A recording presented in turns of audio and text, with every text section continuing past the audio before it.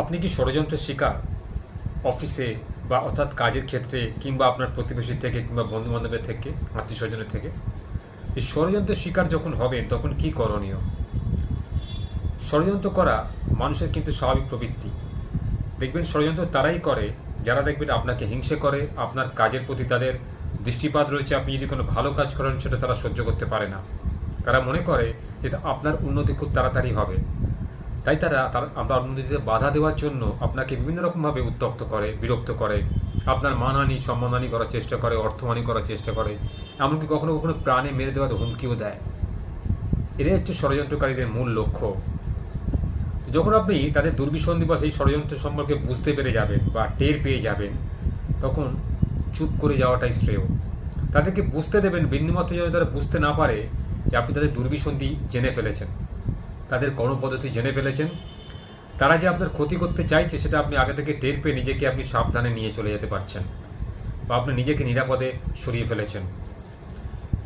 সরিয়ে ফেললে কিন্তু হবে না, তাদের বিরুদ্ধে আপনাকে দাঁড়াতে হবে, তাদের বিরুদ্ধে চক্রান্তটাকে আপনাকে ভেঙে দিতে হবে, সেটা কিন্তু খুব নিরাপদে এবং বুদ্ধি খাটিয়ে, যাতে সাপও মরে আবার লাঠিও না ভাঙে। অর্থাৎ তাদের আপনি এমন উচিত শিক্ষা দেবেন যাতে তারা জীবনে আর আপনার কোনো ক্ষতি করতে না পারে বা আপনার মতো কোনো ব্যক্তির ক্ষতি করতে না পারে। আপনার উন্নতির পথে যারা অন্তরায়, আপনার উন্নতির পথে যারা কাঁটা বিছিয়ে রেখেছে, কিছুতেই আপনাকে ভালো থাকতে দিচ্ছে না, কিছুতেই আপনার জীবনটাকে সুষ্ঠুভাবে চালাতে দিচ্ছে না, আপনাকে পদে পদে ক্ষতি সাধন করতে হচ্ছে, এই সমস্ত লোকের থেকে নিজেকে বাঁচাতে গেলে আপনাকে এই ষড়যন্ত্রের উচিত শিক্ষা দিতে হবে। তাদের বিরুদ্ধে রুখে দাঁড়াতে হবে, তাদের কর্মপদ্ধতিকে ভেস্তে দিতে হবে, অবশ্যই নিজের বুদ্ধি খাটিয়ে এবং খুব গোপনে, যাতে এইসব ষড়যন্ত্রকারীরা একদম টের না পায় যে আপনি তাদের বিরুদ্ধে কী করতে চলেছেন বা আপনার পরবর্তী পদক্ষেপ কী হতে পারে। একদম নিজেকে শান্ত রাখবেন, নিজেকে একদম সাধারণ রাখবেন, যেন বুঝতেই দেবেন না যে আপনি তাদের ব্যবহারে অসন্তুষ্ট বা আপনি তাদের দুর্বিসন্ধিকে জানতে পেরে গেছেন। এটা যদি তারা বুঝতে পেরে যায়, তারা কিন্তু সতর্ক হয়ে যাবে এবং আপনাকে আরও উত্তপ্ত করার চেষ্টা করবে, আপনার কর্মপদ্ধতিকে ভেস্তে দেওয়ার চেষ্টা করবে। তাই কখনোই এই ভুল কাজটা করবেন না।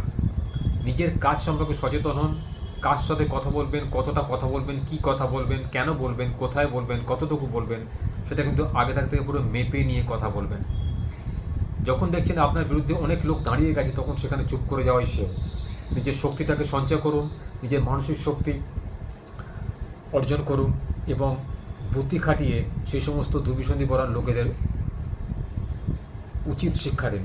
দেখবেন তারা জীবনে আপনার কোনো ক্ষতি করতে আর চাইবে না, আপনাকে তারা